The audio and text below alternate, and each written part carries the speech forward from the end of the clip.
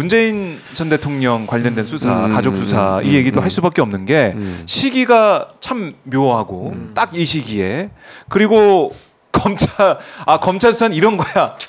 압수하면서 경제 공동체 논리까지 또 등장을 했습니다. 야, 이 수사 우리 신규 변호사님 법조인이시니까 어떻게 보고 계십니까? 이거는요 한마디로 엉터리 수사죠. 엉터리 수사. 아니 왜냐하면 일단 특수수사의 대원칙을 안 지켰기 때문에 엉터리라는 점이고요. 두 번째는 저는 검찰이 그동안의 논리를 보자면 검사 동일체 아닙니까? 네. 아니 그동안에 했던 김건희 뇌물수수를 한번 보세요. 뇌물을 뇌물이라고 못 불렀잖아요. 자 잠깐만요. 백함님이 난 그래도 박종호 앵커님이 제일 좋아요. 감미로운 목소리. 아침에 모닝커피만 나게 하는 감미로운 목소리 좋아요. 말을 막고 자기 거를 진짜 이게 슈퍼챗이 아니신데 이번에 또 이거를 바로 여기 방송은 자기 그러니까 세 명이 하는데 자기 얘기만 해. 남 얘기를 안 들어요. 자기 것만 봐요.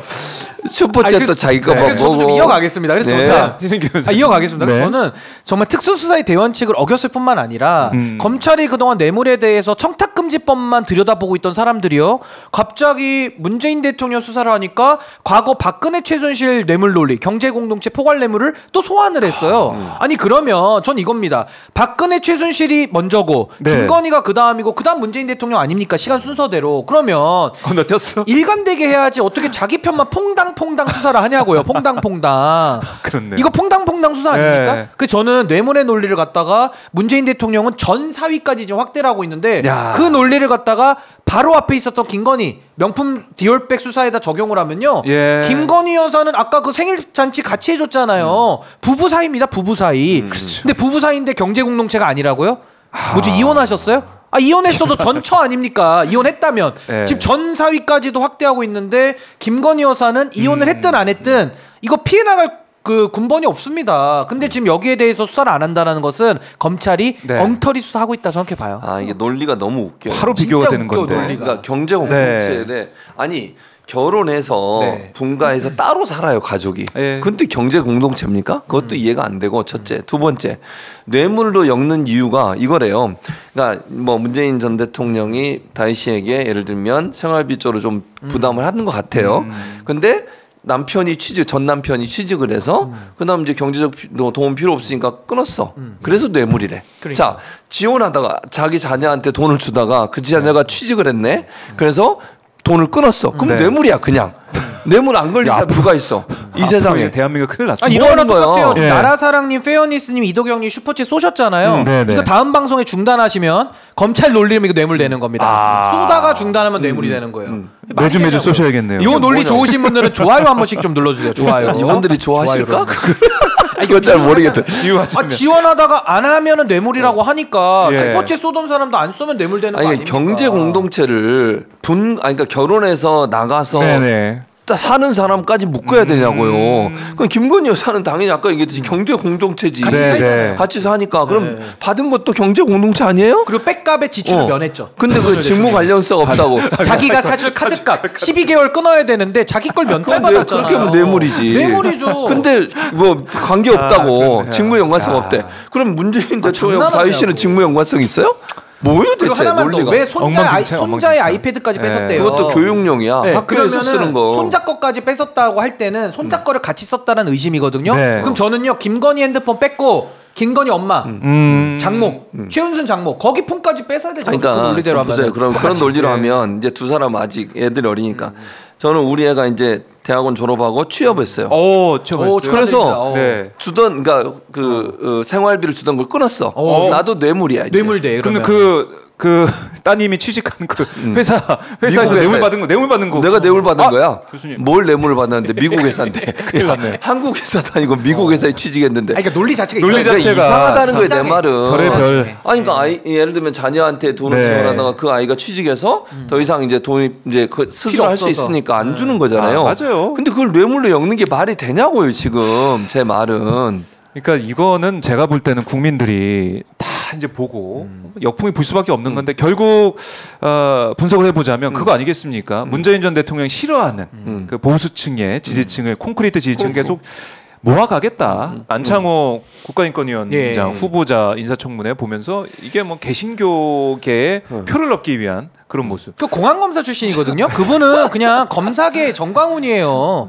검사계 정광훈이죠. 무슨 그런 사람들만 다 갖다 앉혀놓습니까? 김문수 후보자 장관이 됐고 김영석 관장 계속 자리 지키고 있고. 김문수 후보자는 뭐라 그랬습니까? 이제 장관 됐지만 그 장관입니까? 아니 청문회 와서 그 인사청문회에서 뭐라 그랬어요? 일제 때 우리나라 잃었다고 대한민국 없어졌다라고 주장하는 사람은 어떻게 장관시킵니까? 국적이 일본. 국적이 일본이라고 핏대를 세우는 인간을 어떻게 인정할 수 있습니까? 그래요. 정말 심각합니다. 근데 정말. 그것도 반복하고 있어요. 예결특위 나와가지고 예결위 회의장에서 또 그 얘기를 반복하고 있어요. 그리고 또 하나 문제가 뭐냐면은 김문수 장관 하는 짓을 보세요.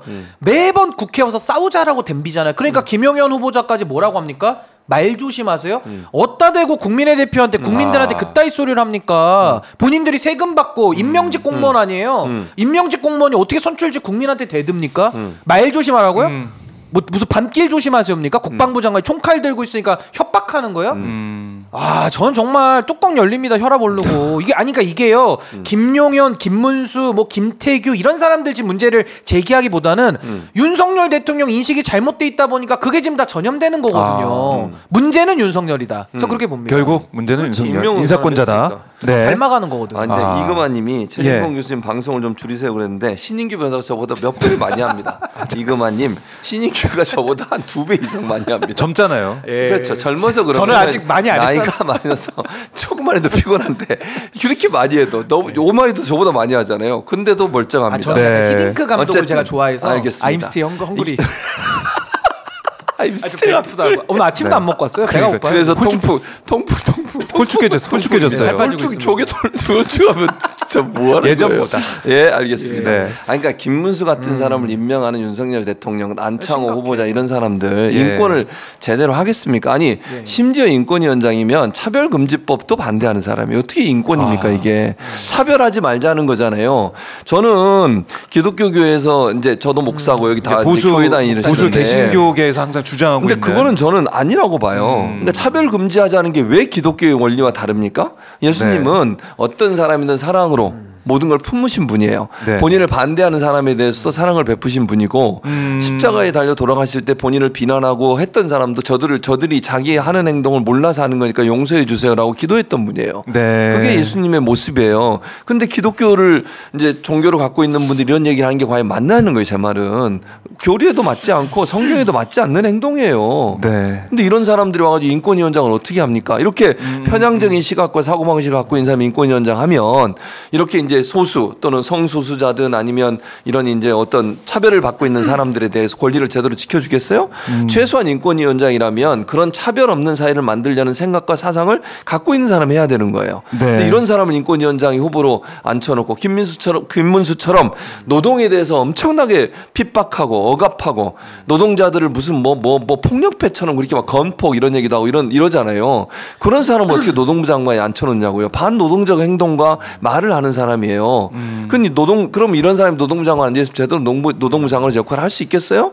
대체 이념적인 생각밖에 없는 것 같아. 그냥 대통령이 생각하는 건 노동자 때려잡고 뭐 성소수자들 이런 소수자들 때려잡고 이게 목적이 아닌가. 그렇지 않으면 이런 사람들을 어떻게 후보자로 내릴 수가 있는 겁니까? 대체? 아니 그리고 검사들이 인권도 보호할 책임이 있는 직업이거든요. 사실 그게 주요 그러니까 임무 범죄 아닙니까? 수사와 인권 보호라는 게 이제 법무부의 큰 축이에요. 그러니까 검사들이 그 역할을 하는데 제가 말씀드리고 싶은 거는 그동안에 검사들이 하는 짓 보십시오. 인권 보장까지 갈 것도 없이 정의조차 수호를 못 하잖아요. 그러니까 법이라는 것도 잣대를 이상하게 적용해 가지고 정치적으로 다 편향돼 있고 이번에도 문재인 대통령 관련된 수사에서 손자 아이패드까지 왜 뺏어갑니까? 그 손자의 인권은 뭐가 됩니까? 그러니까 인권 보장도 안 하면서 인권 보장에 대해서 목소리도 못 내면서 어제 안창호 후보자는요. 전 정말 기가 막혔던 게 아니 후보자가 나와가지고 자기 소신도 얘기를 못해요. 막 이래요. 저는 임명되지 않았기 때문에 임명되면 잘하겠대요. 아니 소신을 밝혀야 청문회를 하고 그 다음에 잘하는 거지. 순서가 바뀌었습니다. 아니 어떻게 사법고시 패스하고 판사를 하는 거지. 판사 먼저 하고 사법고시 나중에 공부해서 패스합니까?